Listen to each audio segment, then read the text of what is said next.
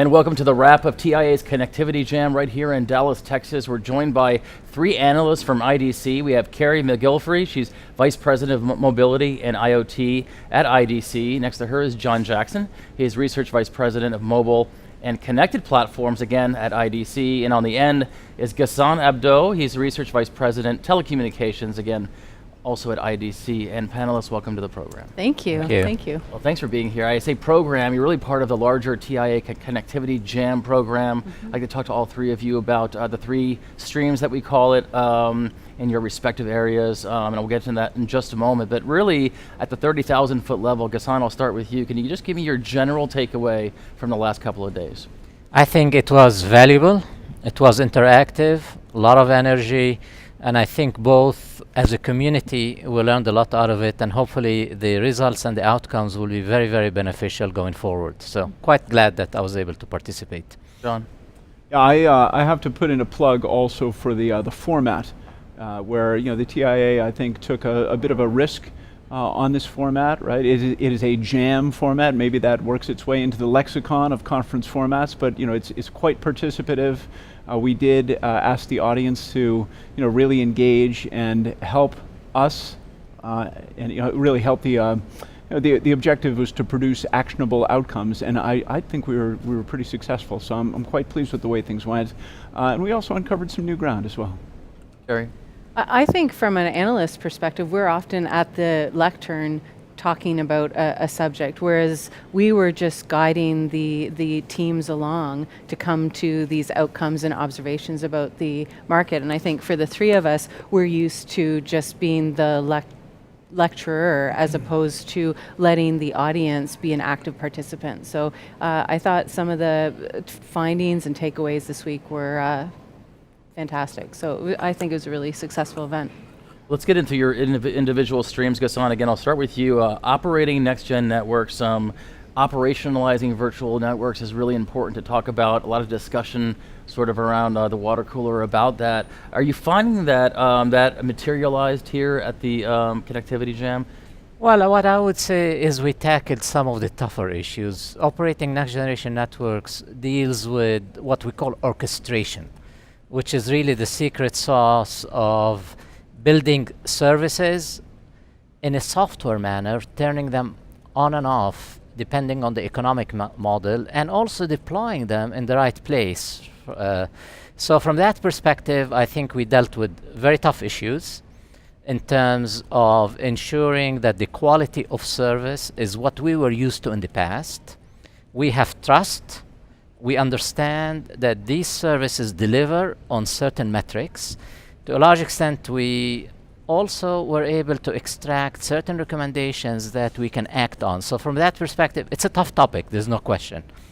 But obviously, I believe we made some progress in terms of identifying potential solutions that we can move on. Us, as analysts, as an industry, as participants in this game. Yeah. John, your stream one in the program, Transforming Wireless and Connectivity Infrastructure. Clearly some key issues around complexity, security, integrating old systems with new systems, really. Again, general takeaway from the stream, again, did these issues materialize here, really personified, if I may use that term, here at the Connectivity Jam?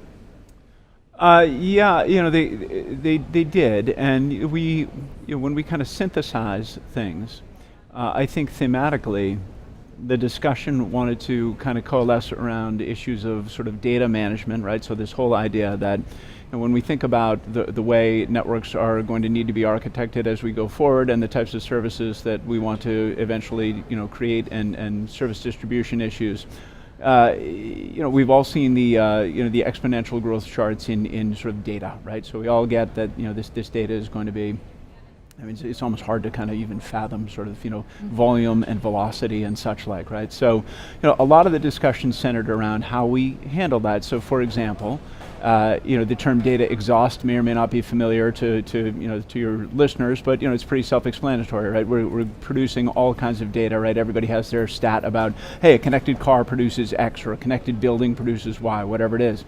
There need to be some mechanisms, for example, to determine in an automated and scalable way at simplifying it, what you need to keep and what you need to throw away and what you might need to go retrieve later, that kind of thing. So, in certain instances this will be known, but in other instances it will kind of need to be determined. And the other kind of key theme that I think we coalesced around was it was maybe the bigger one, which is sort of the distribution of X, where X equals sort of traditional edge or data center cloud functionality, right? So now we talk about the cloud and we talk about the edge and we talk about the fog in some manner.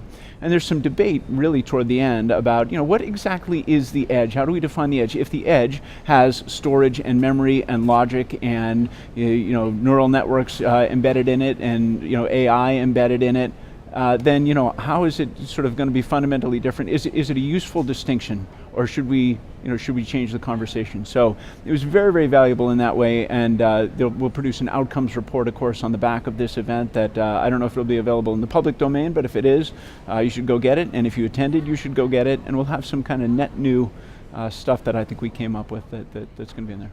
And I just want to add on to John's comments around the edge, because he talked about where it exists and all the different pieces that have to come together for the edge to function, whether it's the network, whether it's the fog, whether it's the cloud, and where that is going to where that's going to exist. And we had a lot of very healthy debate about what actually is the edge and where that sits on the network and how we're going to provision it and how we're going to make sure it's secure. How are we going to make sure that mission critical edge devices can function without internet connectivity? So it was a pretty rich discussion when we started to go down the path of talking about the edge in particular.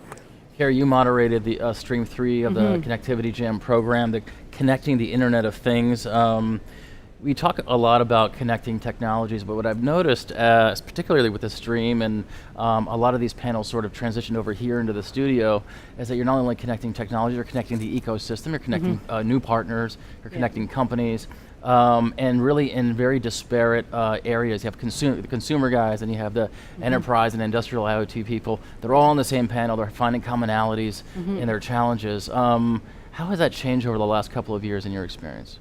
I think that we used to, 3 years ago, if you opened up any trade magazine or even the common media, it was all about the connected toothbrush and the connected vehicle and other consumer connected devices. But I think the realization is that these connected devices, they'll probably in many cases end up in a consumer's hands, but the value is further upstream.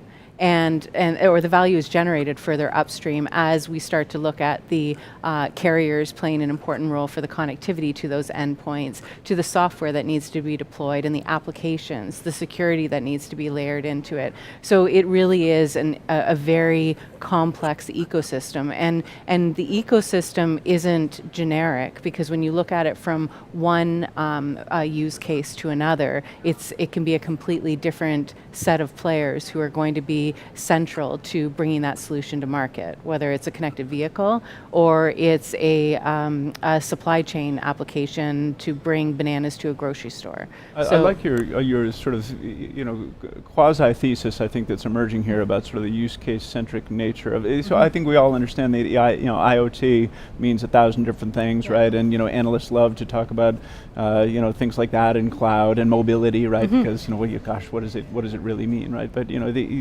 one of the takeaways I think is that look, there's a use case mentality that I think we kind of need to bring to this discussion. And as analysts, we've spent years looking at technology, but from a very horizontal lens.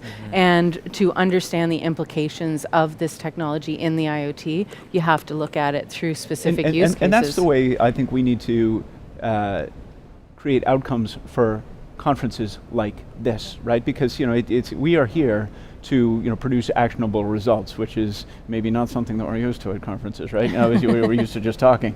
So here we're doing something a little bit different, and so I think that was a useful thing to kind of remind ourselves and guide ourselves towards some specific recommendations for whether it's for the TIA or whether it's for industry writ broader. That I thought that was productive. Yeah, I agree.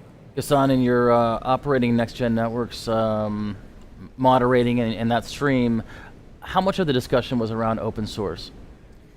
In reality, we didn't spend as much time on open source, and I think this is an area that we probably missed to a large extent because open source has impact on security, key topic, has impact on operation, has impact on the workforce readiness as well. We kind of alluded to it, but in reality, it's a topic that we need to take deeper. The reason companies love open source or embracing it, let's put it this way, is it can shorten the life cycle of developing new services, which is a key feature of next generation networks.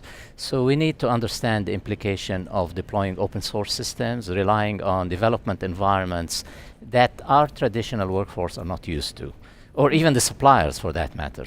So there are some competitive issues here, there are some economic issues involved in deploying open source. So I will take it as something that we probably need to spend more time on in future events. Yes, I agree with that. How about maybe network assurance, benchmarking, maybe new technologies like AI, that sort of thing? Yeah, I mean, benchmarking certainly was prominent, talking about creating simulation that touches the whole end-to-end value chain of the network, creating benchmarks behind it. These are topics that definitely were well covered, I would say, especially in the operation breakout.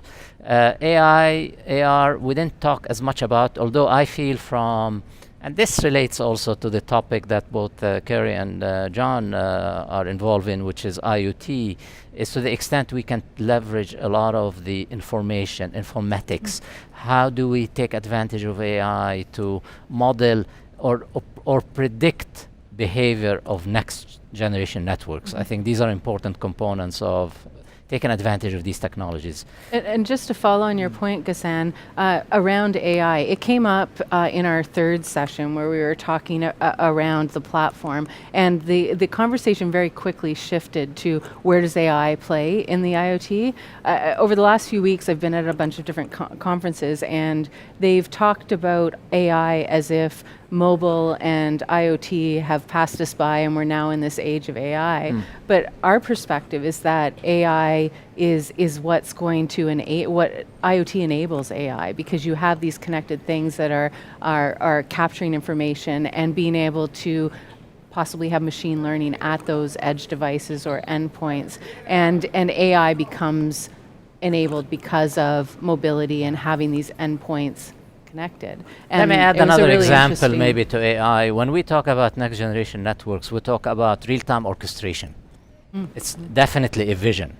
The idea behind real-time orchestration is the ability to turn up and turn off software functionality, which represents services. What if we use AI to predict some of the behavior of the software functionalities and manage that in terms of analytics that comes actually from the real behavior of services? Could be another approach. The implication is order of magnitude increases in efficiency and such like. And to Kerry's point about the sort of conference circuit of late, it was very interesting, stunning almost to see.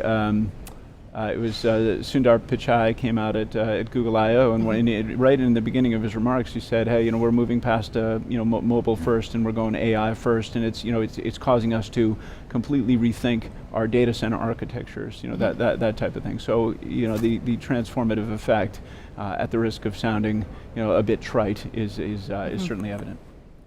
So AI and Ghassan's stream, topic of interest. John.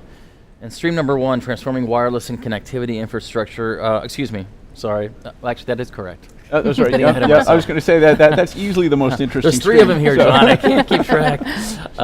There was some discussion, and I wasn't there, but I heard there was some discussion on licensed, unlicensed spectrum, 5G, NFV, SDN, DAS, small cell. Right. Which one of those technologies was of most interest? I'm tempted to answer D, all of the above, which is maybe a bit of a cop-out, but they're all symptomatic of 5G in a certain way, and the future of the service environment. So if we think, certainly SDN, NFV, not part of the 5G spec, but part and parcel of that needs to be true for example 5G to sort of be true. And massive distribution of connectivity needs to be true. We need massively densified networks. Today that function is being served by things like DAS. Tomorrow it's going to be served by very, very small cells in highly dense configurations in millimeter wave spectrum bands and such like. So, all of these things, I think there's a mutual interdependence between all of these things when we talk about them. So I wouldn't say that any one thing stood out. But if 5G sort of just conceptually encapsulates a lot of this, a lot of this subject matter. So, at once, it's good to think about things holistically. But these next generation sort of networks and the associated services, are only as good as what's in the network and what's available kind of in the in the footprint at a given time, and what's available from standards bodies at a given time. So all of this. If we can stay on the 5G topic, it's a very different G, right? It is not like other Gs. It's a very ambitious G, and it's a G that is going to, the services that are associated with that are going to become available in almost like a stepwise fashion as the standards progress. So some of it's available today, right? We have virtualized network functionality today. We have, things like, we have enhanced mobile broadband at some level today. But we need to keep an eye on the when and the who to really fully understand it. Carrie, I want to ask you again on stream number 3, biggest footprint maybe that you would expect in the IoT space and possibly smart communities, CV connected vehicles, transportation as a whole, energy, oil and gas, that sort of thing. Where do you see the biggest footprint for IoT, or is it all of the above? We're seeing a lot of activity in the smart city domain. Connected transportation, smart transportation I wouldn't say it's in its infancy, but we're not seeing broad deployment yet because we're still moving in the direction of making cars with more autonomous features in them, or taking that step approach to getting to full autonomy. And I think that we're still several years away from that. I'd say we're seeing a lot of deployments happening in manufacturing. Smart buildings is another area where we're seeing a lot of activity to help bring together all the assets within the building to make sure that HVAC and lighting and cooling are all done in an efficient way, elevators. So those would be areas where we're seeing it. But at the same time, every different vertical industry has a problem or a set of business problems to solve for, and they're looking to connect endpoints to be able to capture information so they can make better real-time decisions. But again, it varies by vertical and by use case.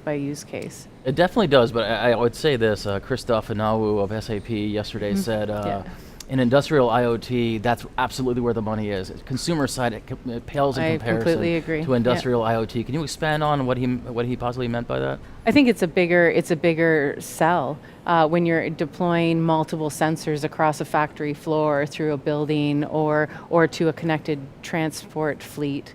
The scale is just that much bigger. Whereas consumers, it's these widgets that we're becoming familiar with. We have a passing fad by being interested in a connected toothbrush or connected teddy bear or connected thermostat even. And you also have to think about disposable income. How much money does every household have to spend on 1, 2, 5 different connected devices? So I think that the money is definitely in the industrial and B2B side, but at the end of the day, the consumer often will benefit because it flows downstream from that. You can sell an outcome pretty readily in the industrial space, can't you? Whereas the outcome in the consumer space is your teddy bear is now connected. Maybe I'm belittling it a little bit, but the point is, I think the potential for the awareness, right? The potential for massive for transformation, transformative benefits, all the good things that go along with that are pretty loud and clear. Yeah. So I want to ask a question about a topic that could have possibly cut across all 3 streams. Infrastructure, next-gen networking, and operationalizing that, and of course IoT as well, that's security. Again, I wasn't there, but what part of your discussion was around security, cybersecurity? Ghassan, I'll start with you. Oh, we had a full breakout on security, so now they consider me a security expert, and I'm far from it. But good topics. I think the key issue is how do we elevate the communication industry from what was perceived as number 4 rating in a total rating of all industries, which is, by the way, not very good, to ensure that it is more resilient to security threats. what are the issues related to skill gaps? Not enough people that have security expertise.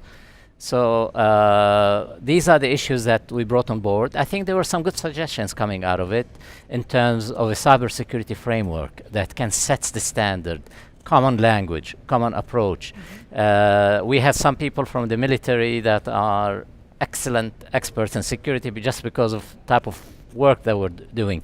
Why don't we hire more of them? Why don't we hire younger people? Why don't we ensure that it is injected into the curriculum at an early phase, change our hiring policies? These are some of the topics that came on board, and I think, it cuts across. It's important for IoT.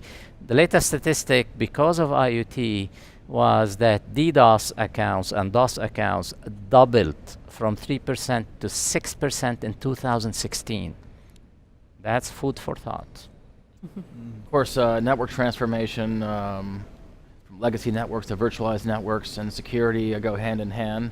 I can't imagine that security didn't come up in your conversation. It's a pervasive theme, right? It's a bit like you understood in the English alphabet. It's always there, right? Kind of thing. And so yes, it came up, and it was, we didn't focus on it exclusively for its own sake, because obviously it's a multifaceted, multi-layered concept. But I will say one of the points that we drew out was the matter that the TIA's memberships, customers downstream, tend to operate on the presumption that the network is dirty, right? In other words, they can't afford, they don't think they can afford to sort of trust it. And so in kind of in this and several other contexts, the idea that there's a blockchain oriented approach to solving this came up. So blockchain was in our breakout, in our last session there, our panel session, I called it a hidden recurring theme, but it wasn't so hidden. It actually did come up as, how can we take this technology and apply it such that, really collapsing security back to the data level to assure that, the data that you receive, the data that is in rest, that is in motion, that is in use, is secure, is what it says it is, right? So, this was, that was kind of the recurring sub-theme, if you like.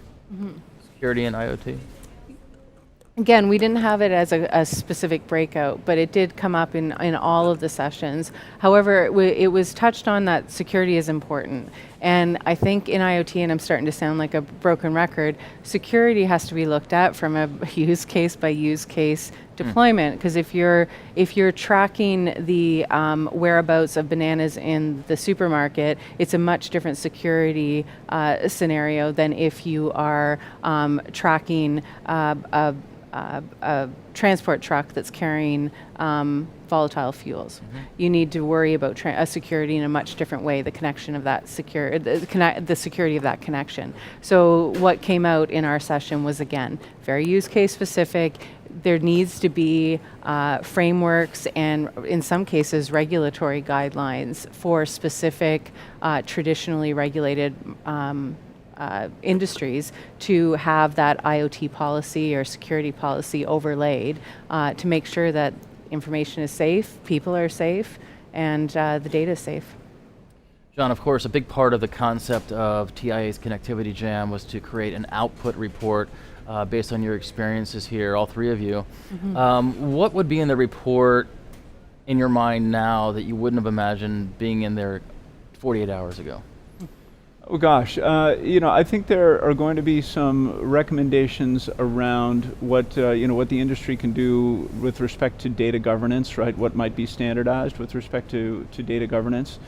Maybe some newer approaches to assuring the integrity of not just data but network performance. Some recommendations around where QoS and to an extent SLAs and such should logically live, and it might be that we get sort of a distributed QoS set of recommendations out of this. So and the hits will just keep on coming. I guess I will say. I was very pleasantly surprised with what the audience produced on our behalf, really, and we have to give props to our attendees here, who are all practitioners, very, very knowledgeable, and I think if we give them the right framework, which I think we did, that the results will speak favorably. So my hope is that when the participants, when the industry gets a hold of this, there'll be some stuff in there that we know needs to happen. For example, things that are near and dear to the TIA's heart, like, gosh, we cannot have the siting regime, the administratively intensive siting regime for 5G microsites that we have for macro sites, right? That's not going to work. And the same is going to be true, say, for distributed micro data centers, right? We need a way to get these things deployed such that the NIMBY problem or the municipal regulatory hurdles are not what they are. So there's some of that stuff as well. But I do think that there's some real good innovative thinking and places that we can identify where there's practical work to be done, not just pie in the sky stuff. The one other area that I was really excited personally to see was that diversity in the workforce was brought to light, and specifically we spent in a lot of Ghassan's time on section. it during our session.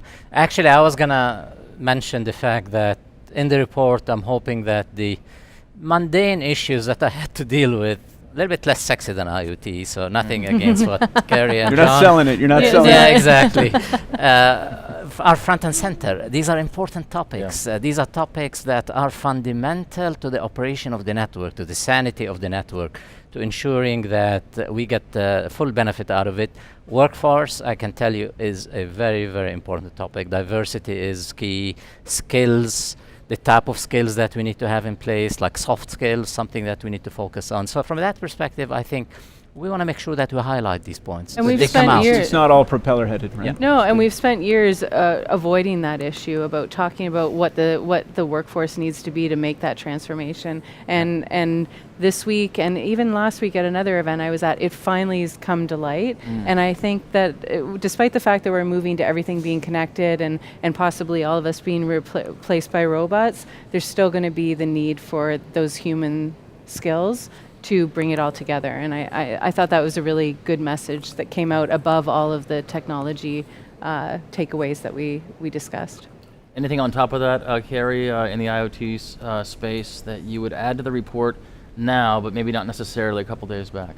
The diversity was a big thing. The one other area is blockchain. We didn't hear a lot of discussion about it in our session, but the fact that it came out in John's and Ghassan's session shows that it's an area that in a year from now, when we reconvene, blockchain's going to probably be a topic that takes up a fair bit of our time, whether it's at the network layer, whether it's at the connectivity layer, and the things and the edge devices, how information is going to be shared, and how economic value can be derived off of some of these connected things.